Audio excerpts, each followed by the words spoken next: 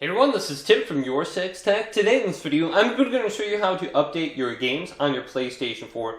Now I'm just on the home screen, and we can press the options button on the controller, go to this, and then go on down to check for update right here, and see if there's an update for that specific application. It says the latest update is installed already. Now you could go all the way over to the library and start this, and then locate your game under here and do the same thing. So here's Black Ops 4. And then go to check for update. Now if we go back to the home screen, we can go on over to settings and then scroll on down to where it says system right here. Then go to automatic download. Then go to system software update files, allow restart and update applications right here, and have just all these check marked.